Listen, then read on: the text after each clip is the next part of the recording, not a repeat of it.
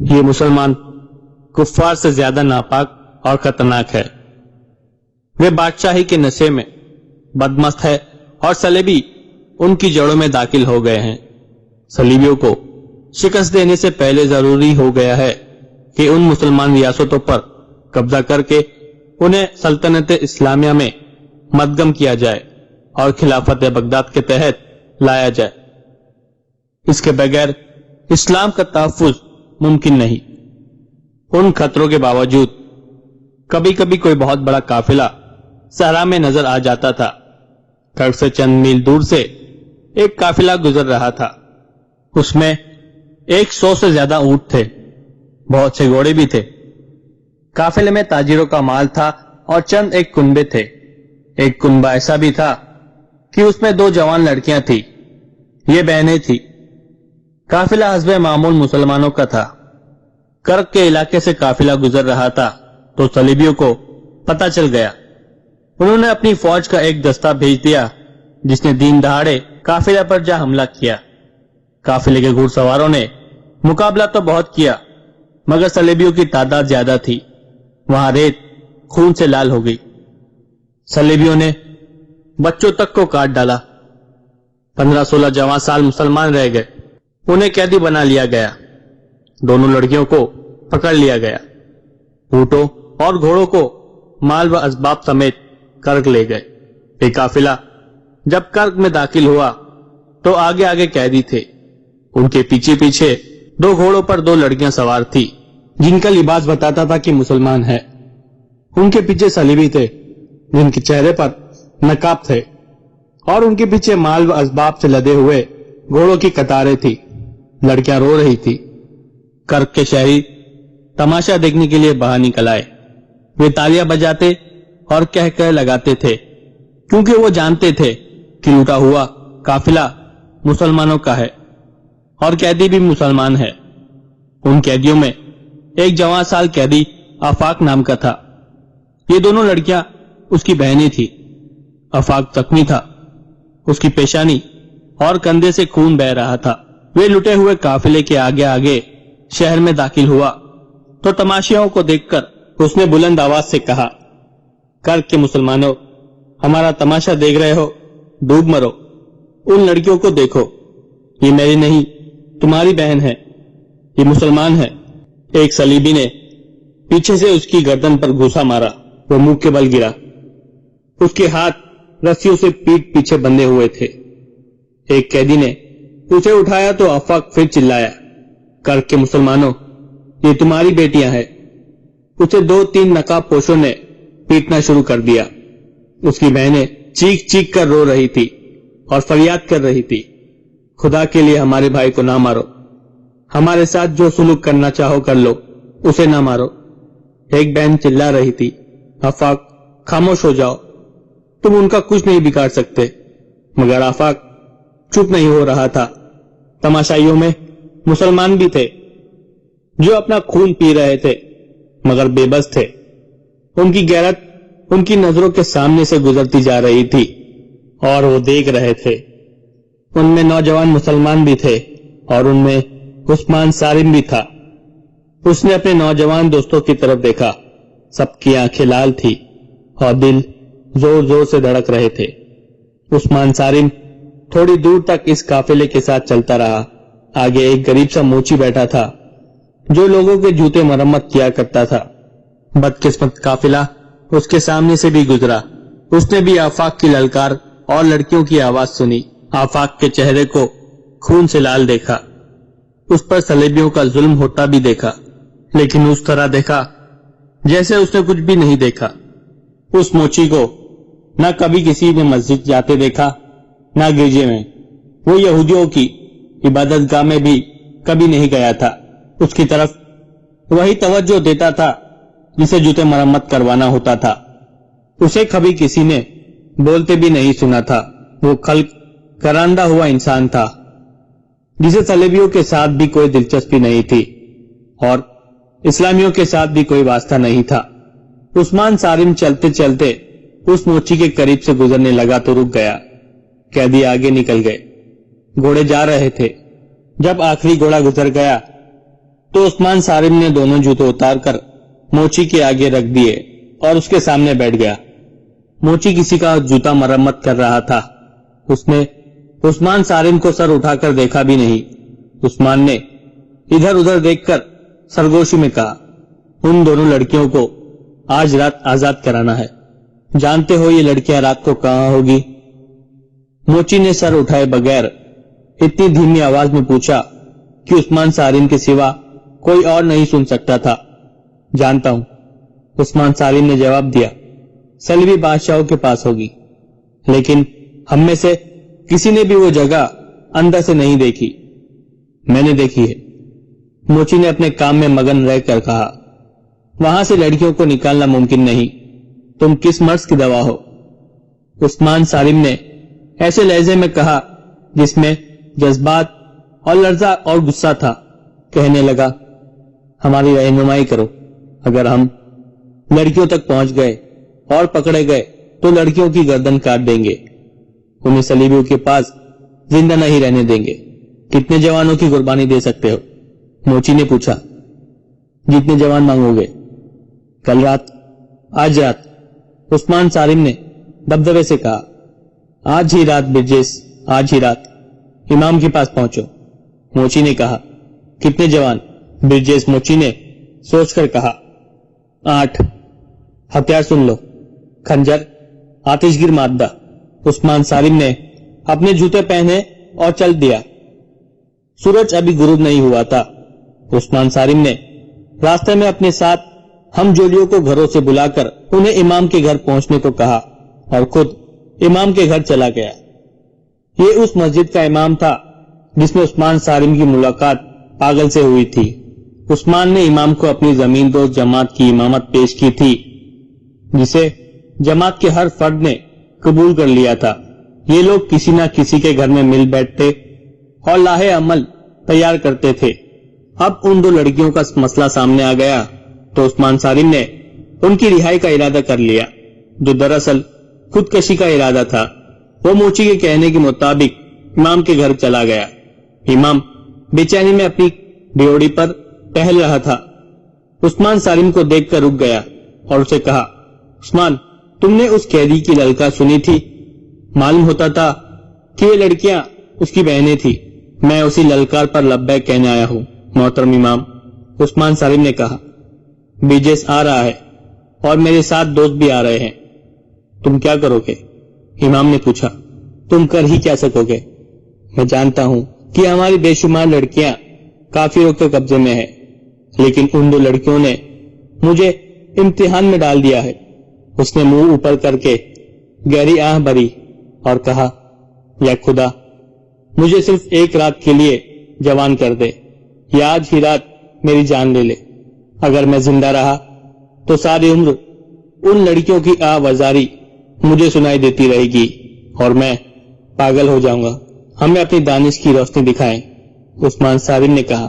مجھے امید ہے کہ ہم آپ کو ایک رات سے زیادہ بے چین نہیں رہنے دیں گے۔ عثمان صارم کے دوسرے ساتھی اندر آئے۔ امام نے انہیں بیٹھنے کو کہا اور تینوں سے مخاطب ہو کر کہا، آج یوں معلوم ہوتا ہے کہ جیسے میری دانش جواب دی گئی۔ مجھے اس طرح بے قابو نہیں ہونا چاہیے، لیکن کوئی غیرت کو للکارے تو جذبے بڑک اٹھتے ہیں، جنہیں مطمئن کرنے کے لیے جوان ہونا ضروری ہوتا ہے۔ لیکن میرے بچوں، میں بہت بوڑھا ہو گیا ہوں، مجھ میں اب برداشت کرنے کی قوت نہیں رہی۔ تم جو کچھ کرنے کا ارادہ کرو بہت سوچ سنبھل کر کرنا۔ ایک ایک کر کے 7 نوجوان اکٹھا ہو گئے اور ان کے فوراً بعد ہی موچی آ گیا۔ اس نے بوری اٹھا رکھی تھی جس میں پرانے جوتے اور اوزار تھے۔ اس نے بوری پھینکی اور کمر سیدھی کی۔ وہ ہنس پڑا۔ وہ جب سیدھا کھڑا ہوا تو کوئی کہہ ہی نہیں سکتا تھا کہ یہ موچی ہے جو دنیا کی گہما گہمی سے رشتہ توڑے ہوئے ہے۔ راستے میں بیٹھا جوتے مرمت کرتا رہتا ہے۔ اس وقت جب وہ امام کے گھر میں تھا اور دروازہ بند ہو چکا تھا، موچی نہیں برجیس تھا، علی بن سفیان کے محکمہ جاسوسی کے ایک خفیہ تجربے کار اور نہایت عقل مند جاسوس۔ اس نے امام سے کہا، یہ لڑکے آج ہی ان لڑکیوں کو صلیبیوں کی قید سے آزاد کرانے پر تلے ہوئے ہیں۔ اس کام میں صرف پکڑے جانے यह नाकामी का ही खतरा नहीं बल्कि यकीनी मौत का खतरा है। हम ये खतरा कबूल करते हैं। मोहतरम ब्रिजेश, एक नौजवान ने कहा, आप इस फन के उस्ताद हैं, हमारी रहनुमाई करें। अगर अकल की बात सुनो तो मैं एक मशवरा देना चाहता हूँ। ब्रिजेश ने कहा, सलीबियों के पास बहुत सी मुसलमान लड़कियां हैं।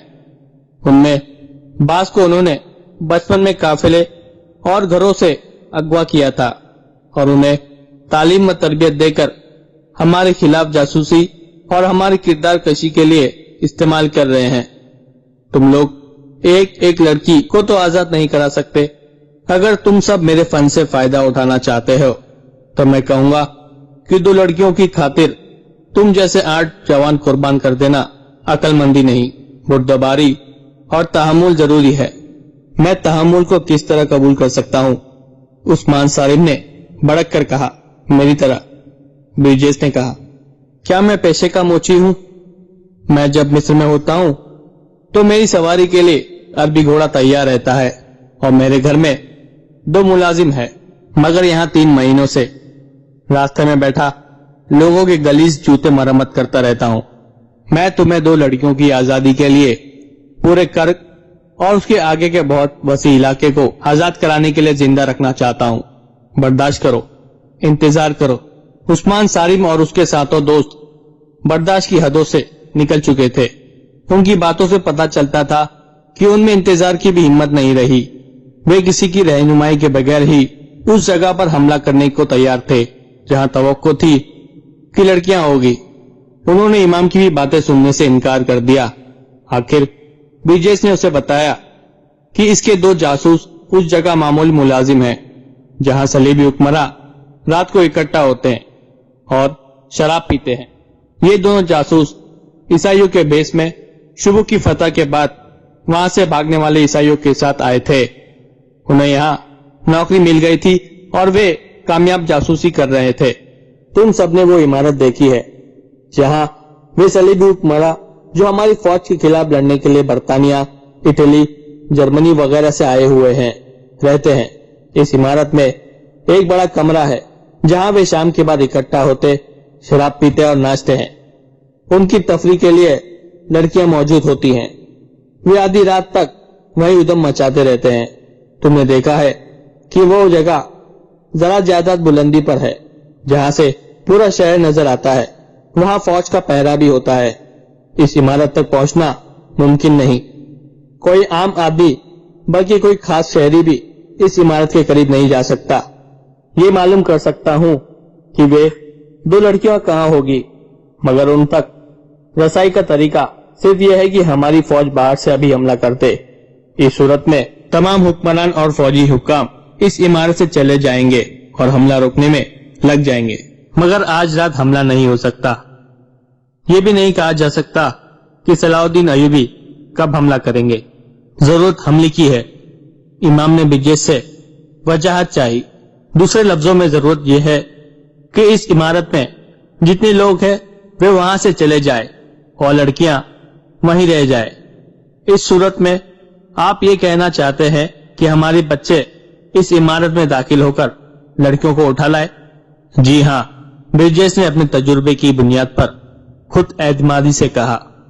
अगर शहर के अंदर कोई बड़ा शदीद और खतरनाक हंगामा हो जाए, कहीं आग लग जाए और आग जंगी साजो सामान को लगे, तो शायद हुक्मरां और दीगर लोग वहां से निकलकर मौका वारदात पर चले जाएं।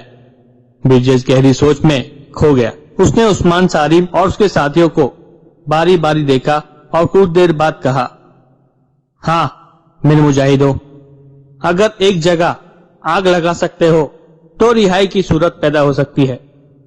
जल्दी बताओ मोहतरम, उस्मान सारिम ने बेसब्र होकर पूछा। कहाँ आग लगानी है? कहो तो सारे शहर को आग लगा दे। तुम सब ने वो जगह देखी है जहां सलीबियों की फौज के घोड़े बंधे रहते हैं, ब्रिजेश ने कहा। वहां इस वक्त कमाबेश 600 घोड़े बंधे हुए हैं, बाकी मुख्तलिफ जगहों पर बंधे हैं। उनके करीब इतनी ही तादाद ऊंटों की बंधी हुई है। उनसे जरा ही परे घोड़ों के खुश्क घास के पहाड़ खड़े हैं। उससे थोड़ा हटकर فوج کے خیموں کے ڈھیر پڑے ہوئے ہیں، گھوڑا گاڑیاں بھی کھڑی ہیں، اور ایسا سامان بے شمار پڑا ہے جسے فوراً آگ لگ سکتی ہے، مگر اس کے ارد گرد سنتری گھومتے پھرتے رہے ہوتے ہیں۔ وہاں سے رات کے وقت کسی کو گزرنے کی اجازت نہیں۔ اگر اس گھاس اور خیموں کے انباروں کو آگ لگا سکے تو میں یقین سے کہہ سکتا ہوں کہ صلیبی حکمراں ساری دنیا کو بھول کر وہاں پہنچ جائیں گے۔ گھاس، کپڑے اور لکڑی کے شعلے آسمان تک جائیں گے، سارے شہر پر خوف طاری ہو جائے گا۔ آگ لگنے کے ساتھ ہی اگر تم زیادہ سے زیادہ گھوڑوں کو کھول دو تو وہ دوڑ کر ایسا بھاگیں گے کہ لوگوں کو کچلتے پھریں گے، مگر سوچنا یہ ہے کہ آگ کون لگائے گا، گھوڑے کون کھولے گا، اور آگ لگانے کے لیے وہاں پہنچا کس طرح جائے گا۔ فرض کر لو آگ لگ گئی، ایک نوجوان نے کہا، اور وہ عمارت بھی خالی ہو گئی تو ہمیں کیا کرنا ہوگا؟ میں ساتھ ہوں گا، برجیس نے جواب دیا۔ اس عمارت میں تم میرے بغیر نہیں جا سکو گے، وہاں میرے 2 ساتھی موجود ہیں، وہ مجھے بتا دیں گے کہ لڑکیاں کہاں ہیں، مگر یہ بھی سوچ لو لڑکیوں کو اٹھا لائیں گے تو انہیں کہیں چھپانا بھی ہوگا، اور اس کے بعد کرک کے مسلمانوں پر قیامت ٹوٹ پڑے گی۔ صلیبی یقین ہی نہیں کریں گے کہ یہ مسلمانوں کی سوا کسی اور کا کام ہو سکتا ہے۔ مسلمان پہلے کتنے کچھ آرام میں ہے، امام نے کہا۔ میں مشورہ دیتا ہوں کہ ہم یہ کام کر گزریں گے۔ صلیبیوں کو معلوم ہو جانا چاہیے کہ مسلمان کتنا ہی بے بس اور مجبور کیوں نہ ہو، وہ غلام نہیں رہ سکتا، اور اس کا وار جگر چاک کر دیا کرتا ہے۔ برجیس تو تھا ہی کمانڈو قسم کا جاسوس، وہ کئی راز معلوم کر کے سلطان ایوب تک پہنچ چکا تھا، لیکن اسے اس قسم کی تقریب کاری کا کوئی موقع نہیں ملا تھا۔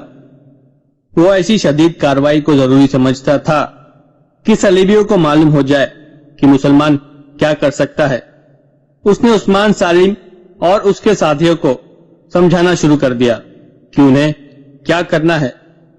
اس سلسلے کی 2 کڑیاں بہت نازک تھی۔ ایک یہ کہ آگ لگانے کے لیے 3-4 لڑکیاں جائیں، وہ سنتری سے کسی فوجی حاکم کا پتہ پوچھے اور سنتری کو مار ڈالے۔ برجیس نے لڑکیوں کو بھیجنے کی اس لیے سوچی تھی کہ عورت، خصوصاً نوجوان لڑکی جو تاثیر پیدا کر سکتی ہے، وہ کوئی مرد نہیں کر سکتا۔ مرد شک پیدا کر سکتا ہے۔ کتنے نوجوان صلیبی حکمرانوں کی عمارت پر حملہ ہو۔ برجیس اور امام نے متفقہ طور پر کہا کہ زیادہ نہ ہو، یہی 8 ہو تو بہتر ہے، کیونکہ زیادہ ہجوم نظر آ سکتا ہے اور کسی نہ کسی کے پکڑے جانے کا خطرہ زیادہ ہوگا۔ پھر یہ مسئلہ پیدا ہوا کہ اتنی دلیر لڑکیاں کہاں سے ملے گی۔ عثمان سالم نے کہا کہ ایک اس کی بہن النور ہوگی، ایک اور نوجوان نے کہا کہ دوسری اس کی بہن ہوگی، باقی 6 نوجوانوں میں سے کسی کی بہن نہیں تھی۔ امید ظاہر کی گئی کہ یہ 2 لڑکیاں اپنی اپنی سہیلیوں کو لے لیں گی۔ برجیس نے ان لڑکیوں کو ان کا کام سمجھانے کی ذمہ داری اپنے اوپر لی۔ سورج غروب ہو گیا تھا۔ امام مسجد کی ایک طرف چلا گیا، باقی سب ایک ایک کر کے باہر نکلے۔ سب سے آخر میں برجیس باہر نکلا۔ وہ پھر وہی موچی تھا جسے کچھ خبر نہیں تھی کہ اس کے ارد گرد کیا ہو رہا ہے۔ وہ جھکا جھکا اس طرح مری ہوئی چال جا رہا تھا جیسے ساری دنیا کے رنج و غم کا بوجھ اس کے کاندھوں پر گر پڑا ہے۔ عثمان سالم اپنے گھر سے ابھی کچھ دور تھا کہ اسے رینی الیگزینڈر مل گئی۔ وہ عثمان کی بہن النور کی گہری سہیلی بنی ہوئی تھی۔ دونوں بہن بھائی چاہتے تھے کہ وہ ان کے گھر نہ آیا کرے، لیکن عثمان سالم اسے اچانک گھر آنے سے روک کر کسی شک میں نہیں ڈالنا چاہتا تھا۔ رینی اس کے ساتھ بے تکلف ہونے کی کوشش کیا کرتی تھی، جس سے عثمان کو یہ خیال بھی آتا تھا کہ وہ اس کا کردار خراب کر کے اس کا قومی جذبہ مارنا چاہتی ہے۔ اس شام رینی راستے میں مل گئی۔ اس نے اس کو مسکرا کر دیکھا اور روکنا چاہا، مگر رینی رک گئی اور اس کا راستہ روک لیا۔ عثمان سالم کو ایسی کوئی ڈر نہیں تھا کہ وہ مسلمان ہے اور ایک عیسائی لڑکی کے ساتھ راز و نیاز کی باتیں کرتا پکڑا گیا تو سزا پائے گا۔ وہ جانتا تھا کہ صلیبی اور یہودی انہیں دیکھ کر خوش ہوں گے کہ ان کی ایک لڑکی ایک مشتبہ مسلمان کو اپنا گرویدہ بنا رہی ہے۔ وہ رک گیا اور بولا، میں ذرا جلدی میں ہوں رینی۔ تمہیں کوئی جلدی نہیں عثمان، رینی نے دوستانہ لہجے میں کہا۔ کیا تم اتنی آسانی سے مجھ سے پیچھا چھڑا سکو گے؟ میں تم سے پیچھا چھڑانے کی تو نہیں سوچ رہا۔ جھوٹ نہ بولو عثمان، رینی نے مسکرا کر کہا۔ میں تمہارے گھر سے آ رہی ہوں۔ تمہاری بہن نے مجھے صاف کہہ دیا ہے کہ یہاں اب کم آیا کرو۔ عثمان ناراض ہوتا ہے۔ کیوں عثمان؟ یہ بات تم خود کیوں نہیں کہہ دی؟ عثمان صارم خاموش رہا۔ اس کی بہن نے جلد بازی سے کام لیا تھا، اس کے لیے جواب دینا مشکل ہو گیا۔ اسے خاموش دیکھ کر رینی نے کہا، مجھے یہ تو بتا دو کہ میں تمہارے گھر کیوں نہ آیا کروں؟ عثمان صارم کی ذہنی حالت کچھ اور تھی۔ وہ جلدی میں تھا اور اس کے جذبات بھڑکے ہوئے تھے۔ وہ ٹالنے کے لیے کوئی موضوع جواب نہ سوچ سکا۔ اس کے منہ سے وہی بات نکل گئی جو اس کے دل میں تھی۔ اس نے کہا، رینی، معلوم نہیں میں تمہیں کیوں نہ کہہ سکا کہ ہمارے گھر نہ آیا کرو۔ اب سن لو، ہماری آپس میں کتنی ہی محبت کیوں نہ ہو، ہم قومی لحاظ سے ایک دوسرے کے دشمن ہیں۔ تم ذاتی محبت کی بات کرو گی، مگر میں قومی محبت کا قائل ہوں جو صلیب اور قرآن میں کبھی پیدا نہیں ہو سکتی۔ یہ میرا وطن ہے۔ تمہاری قوم یہاں کیا کر رہی ہے؟ جب تک تمہاری قوم کے آخری آدمی کا بھی وجود یہاں رہے گا، ہم ایک دوسرے کے دوست نہیں بن سکتے۔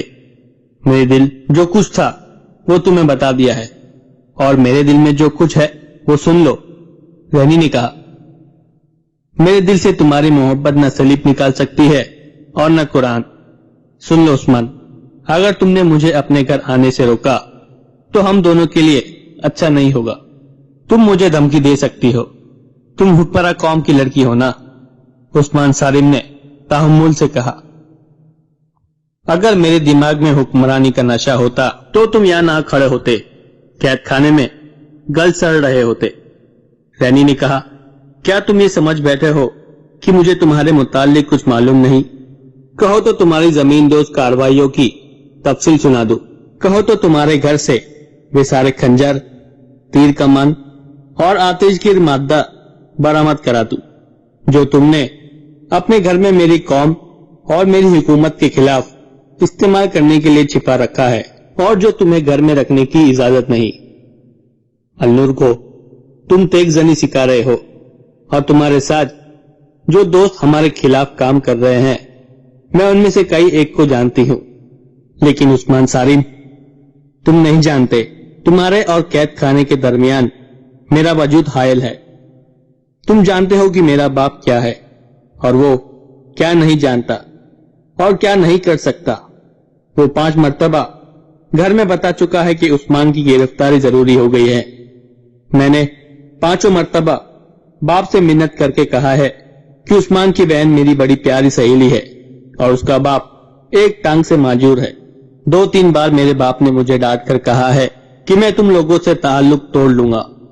مجھے یہ بھی کہا گیا ہے کہ مسلمان اس قابل نہیں ہے کہ ان کے ساتھ اتنی زیادہ محبت اور مروت کی جائے، لیکن میں ماں باپ کی اکیلی اولاد ہوں۔ وہ مجھے ناراض بھی نہیں کرنا چاہتے۔ سورج غروب ہونے لگا تھا، شام تاریک ہونے لگی تھی۔ عثمان صارم خاموش رہا، اس کا ذہن کسی اور طرف تھا۔ وہ کچھ جواب دیے بغیر چل پڑا۔ ابھی 2 ہی قدم اٹھائے تھے کہ رینی نے آگے آ کر اسے اس طرح روک لیا کہ اس کا سینہ عثمان کے سینے سے لگ گیا۔ رینی نے دونوں ہاتھ اس کے کولے پر رکھ دیے۔ اس کے جسم سے عثمان کو ایسی تر بیز بو آئی جو مسلمان گھروں میں نہیں ہوتی تھی۔ لڑکی اس کے قریب ہو گئی، اتنی قریب کہ ان کی سانسیں ٹکرانے لگی۔ رینی کے ملائم ریشم جیسے بال جب عثمان صارم کے گالوں سے لگے تو یوں فڑک اٹھا جیسے پھندے سے آزاد ہونے کی کوشش کی ہو۔ رینی نے اسے چھوڑ دیا۔ مجھے آزاد کر دو رینی، عثمان صارم نے اکھڑے ہوئے لہجے میں کہا۔ مجھے پتھر بن جانے دو، میرا راستہ کوئی اور ہے۔ ہم اکٹھا نہیں چل سکیں گے. محبت قربانی مانگتی ہے. رینی نے نشیلی آواز میں کہا. کہو کیا قربانی مانگتے ہو؟ جو جی میں آئے کرو، میں تمہیں قید نہیں ہونے دوں گی، اور میں تم سے وعدہ کرتا ہوں. عثمان سالم نے طنزیہ انداز میں کہا کہ میں تمہیں بتاؤں گا ہی نہیں کہ میرے جی میں کیا آئی ہے اور میں کیا کرنے والا ہوں. میں تمہارے اس حسین جسم اور ریشمی بالوں کے جادو میں نہیں آؤں گا تو پھر مجھے ثابت کرنا پڑے گا کہ میں تمہارے لیے قربانی کر سکتی ہوں. رینی نے کہا. جاؤ عثمان، تم جلدی میں ہو، لیکن میں تمہارے گھر آنے سے باز نہیں آؤں گی. عثمان سالم دوڑ پڑا. رینی اسے دیکھتی رہی اور آہ بھر کر چلی گئی. عثمان سالم گھر میں داخل ہوا تو برجس وہاں پہنچ چکا تھا. عثمان سالم اندر چلا گیا اور اپنی ماں، باپ اور النور کو تفصیل سے بتایا کہ صلیبیوں نے مسلمانوں کا ایک قافلہ لوٹا ہے اور 2 لڑکیوں کو بھی ساتھ لے آئے ہیں. اس نے تمام تر واقعہ سنایا اور کہا کہ وہ اپنے ساتھیوں کے ساتھ ان لڑکیوں کو آزاد کرانے کے لیے جا رہا ہے اور اس مہم میں النور کی بھی ضرورت ہے. عثمان سالم کے باپ کی ٹانگ صلیبیوں کے خلاف جوانی میں لڑتے ہوئے کٹ گئی تھی اور وہ باقی عمر اس افسوس میں کاٹ رہا تھا کہ وہ جہاد کے قابل نہیں رہا. اس نے عثمان سے کہا. بیٹا، اگر تم نے اتنے خطرناک کام کا ارادہ کر لیا ہے تو مجھے یہ نہ سننا پڑے کہ تم نے اپنے ساتھیوں کے ساتھ غداری کی ہے. اس کام میں پکڑے جانے کا امکان زیادہ ہے. اگر تم پکڑے گئے اور تمہارے ساتھی نکل آئے تو جان دے دینا، اپنے ساتھیوں کے نام پتے نہ بتانا. میں تمہیں صلاح الدین ایوبی کی فوج کے لیے جوان کر رہا تھا، لیکن تمہاری بہن کی شادی کر کے تمہیں رخصت کرنے کی سوچی تھی. جاؤ اور میری روح کو مطمئن کرو. ایک بات اور سن لو، میں کسی سے یہ کہلوانا نہیں چاہتا کہ تمہاری رگوں میں سالم کا خون نہیں تھا.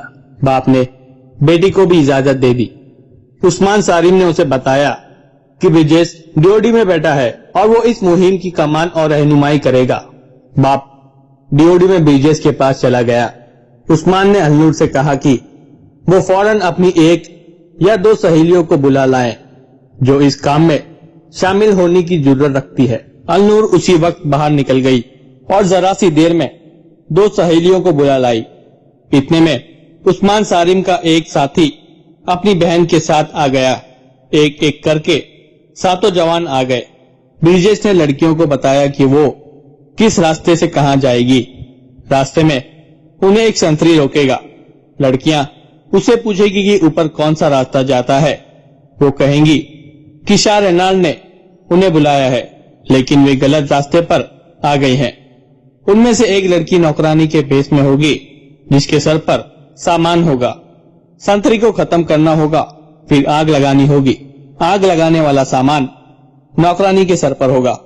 گھوڑے اس طرح بندھے ہوئے ہوں گے کہ لمبے لمبے رسوں کے سرے زمین میں دبائے ہوئے ہوں گے اور گھوڑوں کی پچھلی ایک ایک ٹانگ سے زنجیر یا رسی بندھی ہوگی جو رسوں سے گزاری ہوئی ہوگی.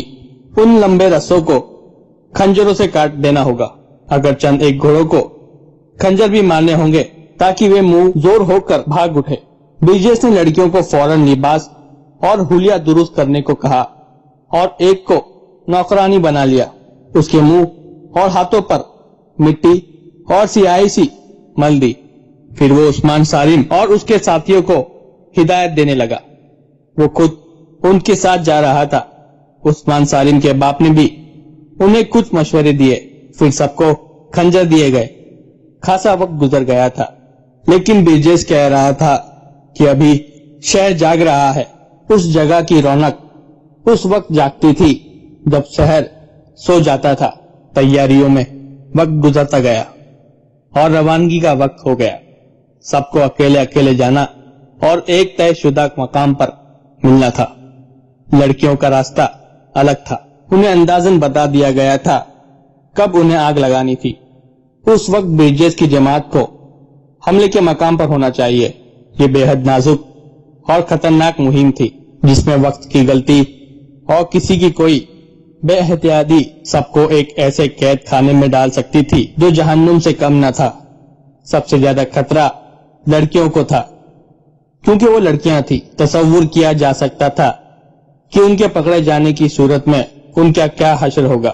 النور نے کہا کہ پکڑے جانے کا خطرہ ہوا تو لڑکیاں اپنے خنجروں سے خودکشی کر لے گی، پھر کفار کے ہاتھ زندہ نہیں آئے گی۔ شہر پر خاموشی طاری ہوتے ہوتے سارا شہر خاموش ہو گیا، کہیں کوئی روشنی نظر نہیں آتی تھی۔ صرف ایک جگہ تھی جہاں رات کے سکوت کا ذرہ بر اثر نہیں تھا، یہ وہ جگہ تھی جہاں صلیبیوں کی متحدہ کمان کا ہیڈ کوارٹر تھا۔ وہیں صلیبی حکمرانوں اور اعلی کمانڈروں کی رہائش بھی تھی۔ یہ لوگ اس ہال میں ایک ایک کر کے آ چکے تھے جہاں وہ ہر رات شراب نوشی اور رقص کی محفل جمایا کرتے تھے۔ اس رات ان کا موضوع 2 نئی مسلمان لڑکیاں اور مال و اسباب تھا جو قافلے سے لوٹا گیا تھا۔ کسی نے پوچھا، یہ لڑکیاں کسی اور کام بھی آ سکتی ہے؟ اس کا جواب ایک فوجی کمانڈر نے یہ دیا کہ لڑکیاں بالغ ذہن کی ہے، اس لیے انہیں جاسوسی وغیرہ کے لیے استعمال کیا نہیں جا سکتا۔ ایک کی عمر 16-17 سال ہے اور دوسری کی 22-23 سال کی ہے، کچھ عرصے تفریح کے لیے استعمال ہو سکتی ہے، اس کے بعد انہیں اپنے 2 فوجی افسروں کے حوالے کر دینا۔ ایک اعلی کمانڈر نے کہا، وہ ان کے ساتھ شادی کر لیں گے۔ یہ لڑکیاں ان کی ہنسی مذاق اور غلیظ باتوں کا موضوع بنی رہی اور وہ مسلمانوں کے خلاف نفرت کا اظہار کرتے رہے۔ اس وقت لڑکیاں 2 الگ الگ کمرے میں تھی، وہ رو رو کر بے حال ہو رہی تھی۔ دونوں کے ساتھ ایک ایک خادمہ تھی۔ یہ ادھیڑ عورتیں بڑی کھرراٹ اور اس فن کی ماہر تھی۔ لڑکیوں کو نہلا چکی تھی اور انہیں رات کا لباس پہنا رہی تھی۔ لڑکیوں نے کچھ بھی نہیں کھایا تھا، ان کے آگے ایسے ایسے کھانے رکھے گئے تھے جو انہوں نے کبھی خواب میں بھی نہیں دیکھے تھے، لیکن انہوں نے کسی چیز کو ہاتھ نہیں لگایا تھا۔ دونوں کو ایک دوسرے کے متعلق معلوم نہیں تھا کہ کہاں ہے اور اس کے ساتھ کیا بیت رہی ہے۔ دونوں عورتیں انہیں بڑی ہی حسین سبز باغ دکھا رہی تھی۔ ایک کو بتایا جا رہا تھا کہ اسے فرانس کے بادشاہ نے پسند کیا ہے جو اسے زر جواہرات سے لاد دے گا، دوسری کو جرمن کی ملکہ بننے کا خواب دکھایا جا رہا تھا۔ اس کے ساتھ انہیں بڑے پیار سے دھمکیاں بھی دی جا رہی تھی کہ اگر انہوں نے ان بادشاہوں کو ناراض کیا تو وہ انہیں فوجی سپاہیوں کے حوالے کر دیں گے۔ یہ لڑکیاں صحرائی دیہات کی رہنے والی تھی، کوئی ایسی بزدل بھی نہیں تھی، لیکن بے بس ہو گئی تھی، اپنے تحفظ میں کچھ بھی کرنے کے قابل نہیں رہی تھی۔ ان کے ماں باپ اور بڑے بھائی نے ان کی عصمت کی خاطر صلیبی استبداد کے علاقے سے ہجرت کی تھی، مگر صلیبیوں کے فندے میں آ گئے۔ لڑکیاں پکڑی گئی، ماں باپ مارے گئے، بھائی قید ہو گیا۔ خدا کے سوا ان کی مدد کرنے والا کوئی نہیں تھا۔ وہ قید سے نکل بھاگنے کے بھی قابل نہیں تھی۔ وہ روتی تھی تو خدا کو ہی یاد کرتی اور خدا کو ہی مدد کے لیے پکارتی تھی۔ اپنی عزت کے علاوہ اپنے بھائی آفاق کے لیے وہ بہت پریشان تھی۔ اس وقت آفاق بیگار کیمپ میں تڑپ رہا تھا، وہ زخمی بھی تھا اور اسے پیٹا بھی بہت گیا تھا۔ پہلے کے قیدی شام کے وقت روزمرہ کی مشقت سے آئے تھے، انہوں نے اپنے نئے قیدیوں کو دیکھا، ان کی بھی بیبتا سنی۔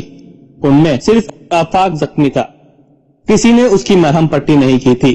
3-4 قیدیوں نے کچھ دوائیں اور مرہم اور کچھ دیسی دوائیاں چھپا کر رکھی ہوئی تھی۔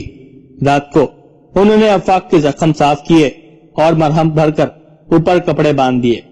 آفاق کو اپنے زخموں کا درد محسوس نہیں ہو رہا تھا، اس کا ذہن اپنی بہنوں کی طرف تھا کہ اس کی بہنیں کہاں ہوگی اور وہ قید سے کس طرح بھاگ سکتا ہے۔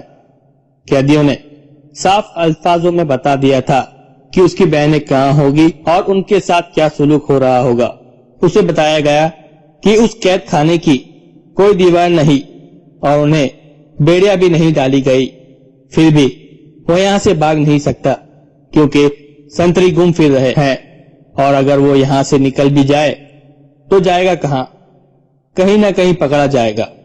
اس کی سزا اتنی اذیتناک موت ہوگی جس کا وہ تصور بھی نہیں کر سکتا۔ اسے بتایا گیا کہ یہاں کئی سالوں سے قیدی پڑے ہیں، جو کرکھی کے رہنے والے ہیں لیکن بھاگنے کی جرات نہیں کرتے۔ وہ جانتے ہیں کہ وہ پکڑے نہ گئے تو صلیبی ان کے پورے خاندان کو قید خانے میں ڈال دیں گے۔ بہنوں کو ان تمام مجبوریوں اور خطروں کے باوجود آفاق فرار اور بہنوں کو رہا کرانے کی سوچ رہا تھا۔ اس کا جسم چلنے کے بھی قابل نہیں تھا۔ قیدی دن بھر تھکے مادے بے ہوشی کی نیند سو گئے اور آفاق جاگ رہا تھا۔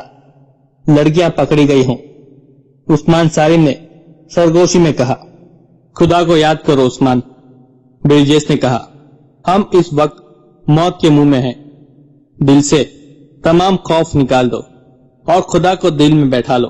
تمہیں دوسرے لڑکوں پر بھروسہ ہے؟ پورا بھروسہ ہے، عثمان نے کہا۔ ان کی فکر نہ کرو، مجھے لڑکیوں کی فکر ہے۔ خدا کو یاد کرو، برجیس نے کہا۔ ہم چوری کرنے نہیں آئے، اللہ مدد کرے گا۔ اس وقت عثمان سالم اور برجیس گھر میں نہیں تھے۔ وہ اس عمارت سے جس میں لڑکیاں تھیں اتنی دور جھاڑیوں میں چھپے ہوئے تھے جہاں سے عمارت انہیں اپنے سر پر کھڑی نظر آ رہی تھی۔ ان کے ساتھ ساتھی بکھر کر ان کی طرح چھپے ہوئے تھے۔ برجیس نے انہیں اچھی طرح بتا دیا تھا کہ کون سے اشارے پر انہیں کیا کرنا ہے۔ عثمان سالم کو ان 4 لڑکیوں کا غم تھا جو فوجی سامان اور گھاس کو آگ لگانے کی لے گئی تھی۔ ان میں اس کی اپنی بہن النور بھی تھی۔ اس وقت تک آگ لگ جانی چاہیے تھی۔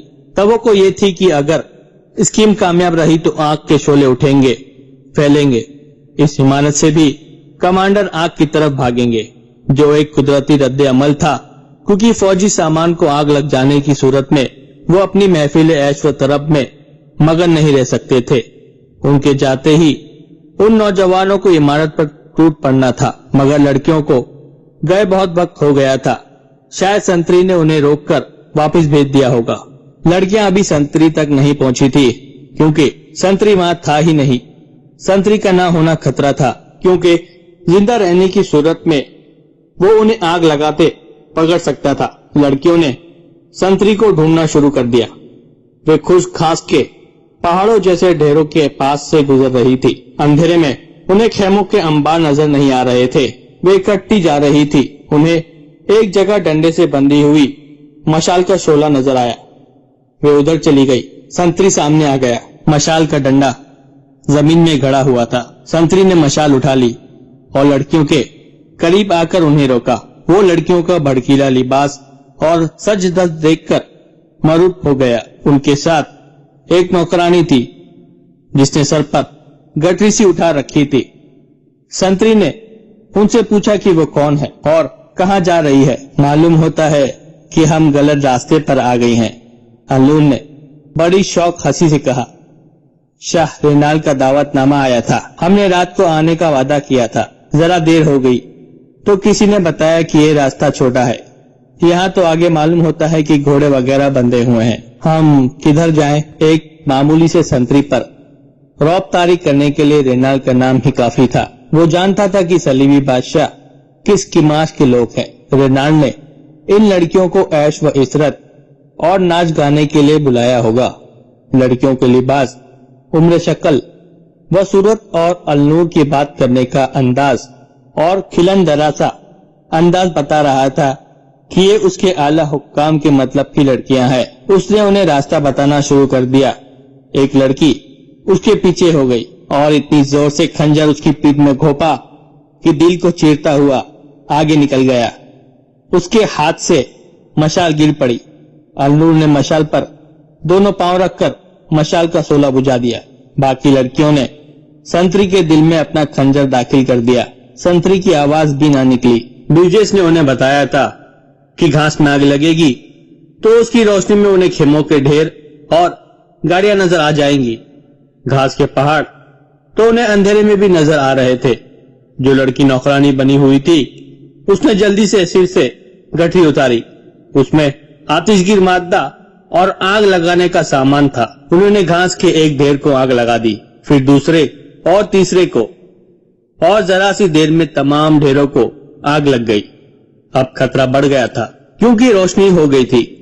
تھوڑی دور انہیں لپٹے ہوئے خیموں کے ڈھیر نظر آ گئے. یہ کپڑا تھا, اسے آگ لگانا مشکل نہ تھا. خیمے بھی جلنے لگے.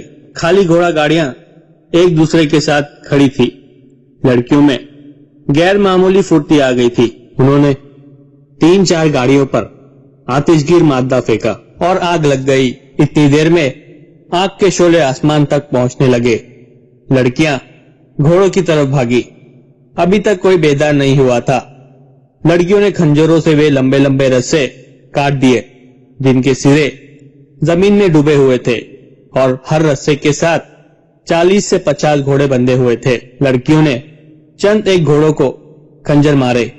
وہ بدک کر اور شولوں کے ڈر سے بہت ہیبت ناک آواز سے ہنہنانے لگے اور اندھادھند بھاگنے لگے. جو گھوڑے کھل نہ سکے انہوں نے ادم بپا کر دیا.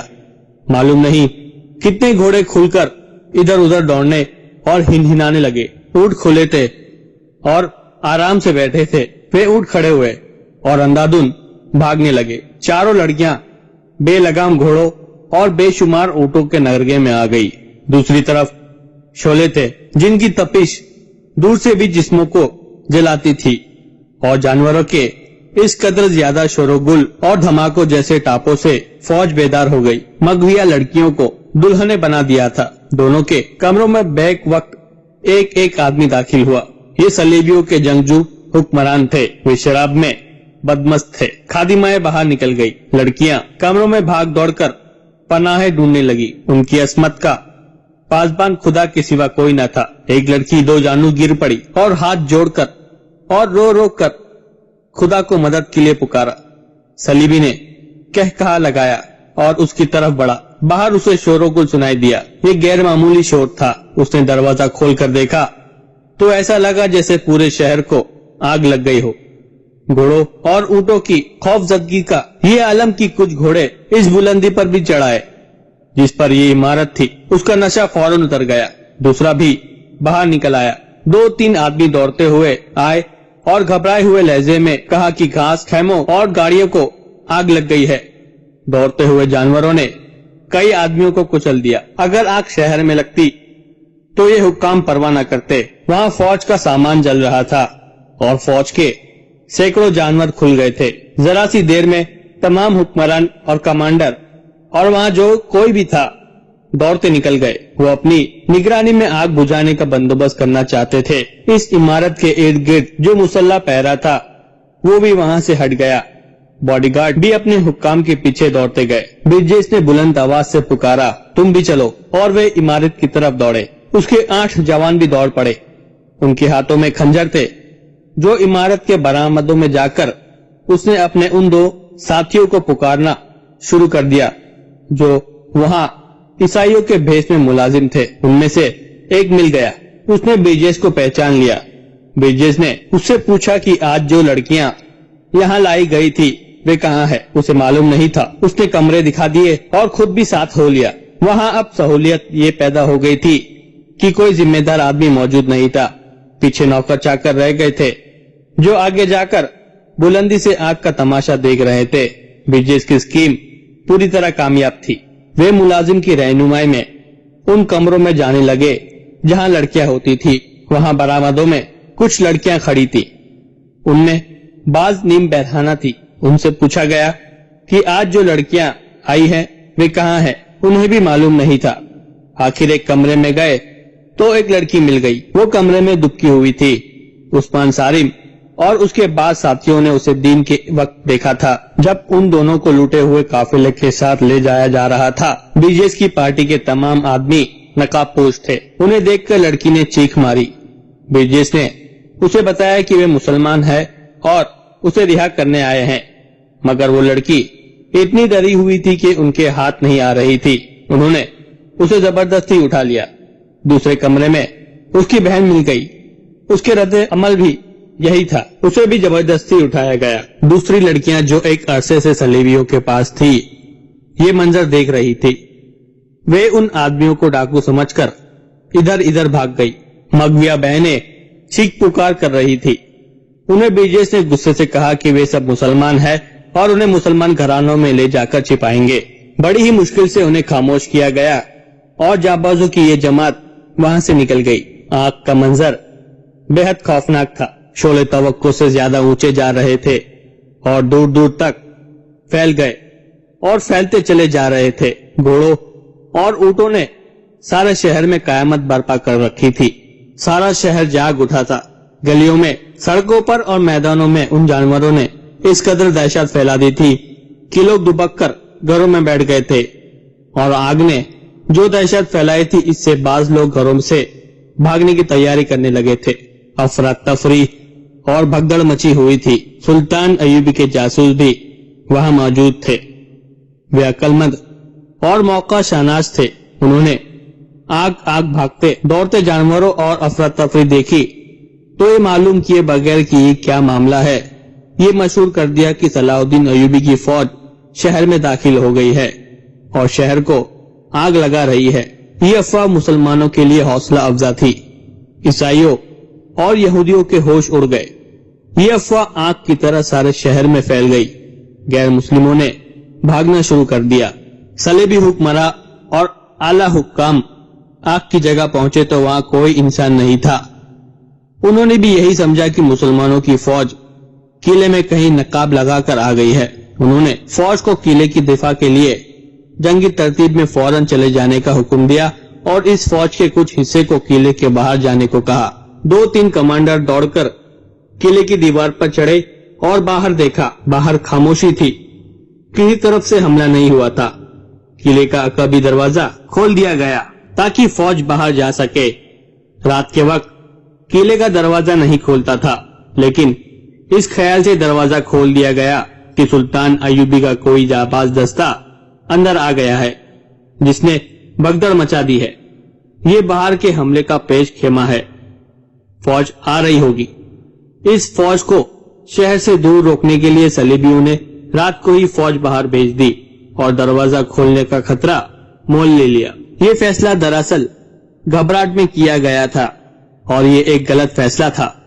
बाज गैर मुस्लिमों ने जो अकाबी दरवाजे के करीब थे देख लिया कि दरवाजा खुल गया है। वे अंधाधुंध दरवाजे की तरफ भागे। उन्हें देखकर दूसरे शहरी भी उनके पीछे गए। वहां से फौज गुजर रही थी। शहरियों का सैलाब आ गया जिसे कोई ना रोक सका। आग फैलती जा रही थी। घोड़ा गाड़ियों के करीब ही रसद की बोरियों के अंबार थे। बहुत सा दीगर इकसाम का सामान भी पड़ा था। आग पर काबू पाना जरूरी था, मगर पानी की किल्लत थी। न कोई तालाब था, न कोई नदी। शहर में थोड़े से ही कुएं थे, लेकिन पानी लाने वाला कोई न था। शहरी घरों में छिप गए थे या भाग रहे थे। ये काम फौज कर सकती थी। फौज की कुछ नफरी को बुलाया गया और उसके साथ ही किसी को उन मुसलमान कैदियों का ख्याल आ गया जो बेगार कैंप में पड़े हुए थे। फौरन हुक्म दिया गया कि कैदियों को इस ऐलान के साथ ले आओ कि वे आग पर काबू पा ले तो उन्हें सुबह के वक्त रिहा कर दिया जाएगा। कैदी बाहर के शोर से जाग उठे थे और संतरी उन्हें डंडे से मार मार कर सो जाने को कह रहे थे। इतने में हुक्म आ गया कि कैदियों को पानी लाने और आग पर फेंकने के लिए ले चलो। रिहाई का ऐलान भी किया गया। उनमें आफाक भी था। इसका जिस्म ठंडा होकर ज्यादा दुखने लगा था। उसने एक कैदी से कहा, सलेबियों की सल्तनत जल जाए, मैं आग बुझाने नहीं जाऊंगा। पागल ना बनो, एक कैदी ने उसे कहा। उन लोगों ने कह दिया है कि आग बुझाओ और कल रिहा हो जाओ, लेकिन ये धोखा है। ये काफिर झूठ बोलते हैं। तुम हमारे साथ चलो और भाग निकलो। हम नहीं भाग सकते क्योंकि ये लोग हमारे घरों से वाकिफ है। तुम निकल जाना। जाऊंगा कहाँ? कैदी ने उसे अपने घर का पता बताकर कहा, मैं कोशिश करूंगा कि मौका महल देखकर तुम्हें अपने घर पहुंचा दूं, लेकिन वहां ज्यादा दिन ना रुकना क्योंकि सलेबी मेरे सारे कुनबे सजा देंगे। कैदियों को सलेबी ले गए और उन्हें तकसीम करके मुख्तलिफ कुओं पर ले जाया गया। फौजी पानी निकाल रहे थे। कैदियों ने मस्किजे उठाने शुरू कर दिए। वे दौड़ दौड़ कर जाते और आग पर पानी फेंकते थे। 1-2 चक्करों में संतरी उनके साथ रहे, मगर ये मुमकिन नहीं था। कैदी और फौज गुड़मुड़ हो गए। किसी को किसी का होश न रहा। सलेबी कमांडर घबराहट में सबको गालियां दे रहे थे। इतने में घोड़ों का डरा हुआ रेवट दौड़ता हुआ आया। आग बुझाने वाले कैदी और फौजी उनके जद में आ गए। सब इधर उधर भाग उठे, बाज कुचले भी गए और इसके फायदे उठाते हुए वे पुराना कैदी आफाक को अपने साथ ले गया। मुसलमानों को कोई खतरा नहीं था। वे खुश थे कि मुसलमान फौज आ गई है। कैदी अपने घर में दाखिल हुआ। उसका सारा खानदान जाग रहा था। उसे देखकर सब बहुत मसरूर हुए, लेकिन उसने आफाक को उनके हवाले करके कहा, इसे छिपा लो और जल्दी शहर से निकाल देना। मैं नहीं रुक सकता। सलेबियों ने कल रिहाई का वादा किया है। इसे अभी कोई नहीं जानता। अगर मैं यहाँ रुक गया तो शायद कभी भी रिहाई नहीं मिलेगी। क्या ये सच है कि सलाउद्दीन अयूबी की फौज अंदर आ गई है? कैदी के बाप ने पूछा। कुछ पता नहीं, कैदी ने जवाब दिया। आग बहुत जोर की है, मालूम नहीं कब बुझेगी। अगर हमारी फौज नहीं आई तो फिर हम ये खतरा कैसे मोल ले सकते हैं? कैदी के बाप ने कहा। ये आदमी खुद ही निकल जाएगा। कैदी ने कहा, ये कल यहां से निकल जाएगा, उसका हमें कोई खतरा नहीं। कैदी के बाप ने कहा, अभी अभी तुम्हारा छोटा भाई 2 मुसलमान लड़कियों को लाया है। उन्हें उसने और सारिम के बेटे उस्मान ने और उनके दोस्तों ने सलेबियों के शाही खाने से अगवा किया है। दोनों को हमने घर में छिपा लिया है। कौन है वे लड़कियां? कैदी ने पूछा। कहते हैं उन्हें कल एक काफिले से सलेबियों ने अगवा किया था। बाप ने जवाब दिया। उनका भाई सुना है कैद में है। आफाक ने तड़प कर पूछा, कहाँ है वे लड़कियां? जरा सी देर में आफाक अपनी बहनों को गले लगा रहा था। खुदा ने उनकी फरियाद सुन ली थी। ये बड़ा ही जज्बाती मंजर था। उनके माँ बाप मारे गए थे। उन्हें ऐसी मौजा नुमा मुलाकात की तवक्को नहीं थी। जिस कैदी का ये घर था वो दौड़कर बाहर निकल गया। वो कैद से भागना नहीं चाहता था। उसका छोटा भाई ब्रिजेश और उस्मान सारिम के साथ था। वो लड़कियों को घर छोड़कर कहीं चला गया था। वो अचानक आ गया। उसने लड़कियों से कहा, फौरन उठो, शहर से निकलने का मौका पैदा हो गया है। आफाक के मुतालिक उसे बताया गया कि वो इन लड़कियों का भाई है और कैद से फरार होकर आया है। उसने आफाक को भी अपने साथ लिया और बाहर ले गया। बाहर 3 घोड़े खड़े थे। ये ब्रिजेश का इंतजाम था। उसने दोनों बहनों को घोड़ों पर सवार किया और जब तीसरे घोड़े पर खुद सवार होने लगा तो उसे आफाक के मुतालिक बताया गया। उसने आफाक को तीसरे घोड़े पर सवार किया और खुद पैदल चल पड़ा। उसने इतना ही कहा, खुदा हाफिज दोस्तों, जिंदा रहे तो फिर मिलेंगे, और वो दौड़ पड़ा। वो शहर के अकबी दरवाजे की तरफ जा रहा था, जहां से डरे हुए शहरी का जुलूस बाहर को भाग रहा था। ये दरवाजा ब्रिजेश ने पहले से देख रखा था। शहर से निकलने का मौका पैदा हो गया था। उसने कहीं से 3 घोड़े पकड़े और ले आया। किसी सलेबी कमांडर ने देख लिया कि शहरी तो भाग रहे हैं। उसने दरवाजा बंद करने का हुक्म दे दिया। ब्रिजेश जब वहां पहुंचा तो दरवाजा आहिस्ता आहिस्ता बंद हो रहा था और शहरियों का एक हुजूम दरवाजे में फंस गया था। एक वावेला बरपा था जिसने चिल्लाना शुरू कर दिया, पीछे से फौज आ रही है, दरवाजा खोल दो, भागो, मुसलमान आ रहे हैं। हुजूम ने आगे को जोर लगाया तो बंद होते होते दरवाजा खुल गया। इंसान रुके हुए दरिया की तरह बंद तोड़कर निकल गए। बाहर निकलकर ब्रिजेश ने आफाक से कहा कि किसी एक बहन के पीछे सवार हो जाओ। अगर मैं तुम्हारे साथ सवार हुआ तो एक घोड़े पर 2 मर्दों का वजन ज्यादा हो जाएगा।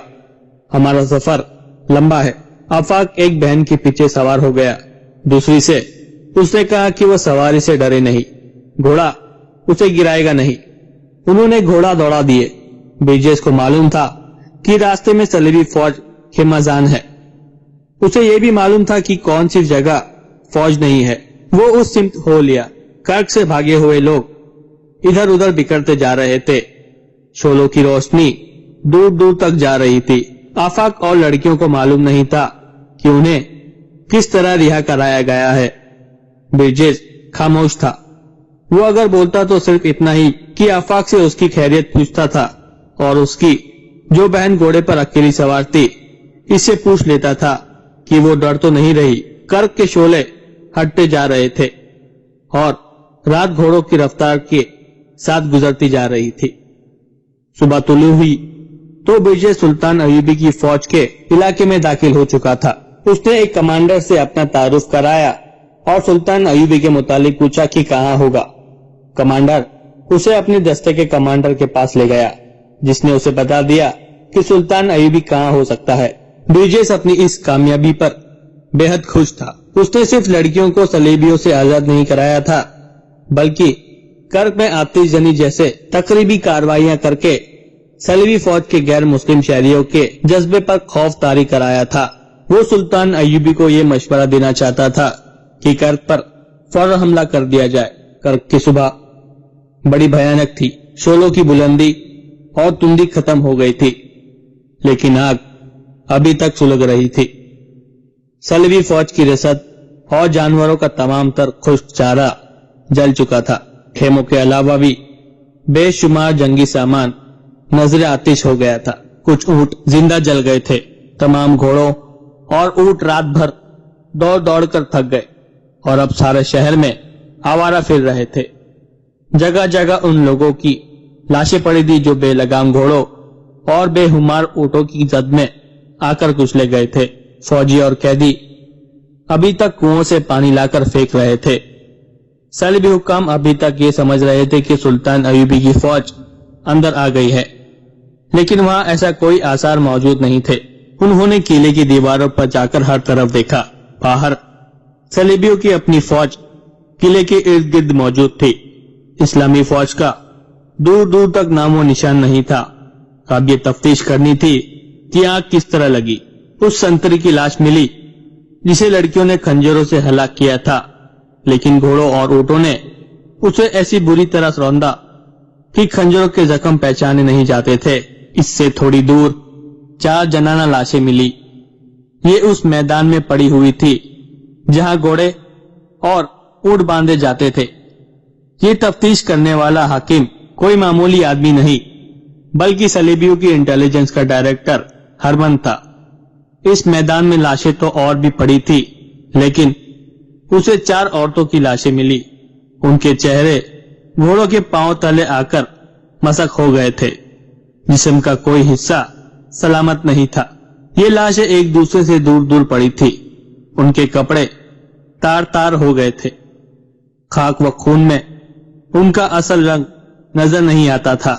اتنا ہی پتا چلتا تھا کہ یہ زنانہ کپڑے ہیں۔ لاشیں دیکھ کر بھی یہ ثبوت ملتا تھا کہ یہ عورتیں ہیں۔ سب کے جسموں سے کھال اکھڑی ہوئی تھی۔ کئی جگہوں سے گوشت باہر آیا ہوا تھا۔ کئی ہڈیاں ننگی ہو گئی تھی اور ٹوٹی ہوئی بھی تھی۔ ہر لاش کے گلے میں جنجیر اور جنجیر کے ساتھ چھوٹی سی سلیب بندھی ہوئی تھی۔ یہ سلیبیں اس امر کا ثبوت تھا کہ یہ عورتیں عیسائی تھی۔ ہرمن اور فوجی افسر حیران تھے کہ عورتوں کی لاشیں یہاں کیوں پڑی ہے۔ یہ فوجی علاقہ تھا اور اس طرف سے کسی شہری کو گزرنے کی اجازت نہیں تھی، اور نہ ہی یہ عام گزرگاہ تھی۔ یہ تو جانوروں اور رسد وغیرہ کی جگہ تھی۔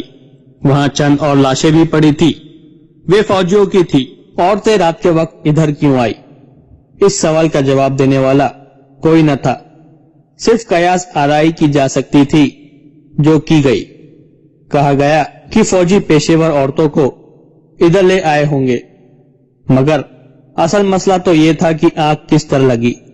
شہر کے مسلمانوں پر شک کیا جا سکتا تھا، لیکن مجرموں کا سراغ لگانا آسان نہیں تھا۔ حکم دے دیا کہ خفیہ پولیس اور فوج کے سراغ رسا شہر میں مشتبہ مسلمانوں کی چھان بین کرے، اور جس پر ذرا سے بھی شک ہو اسے قید میں ڈال کر اذیت رسا تحقیقات کرے۔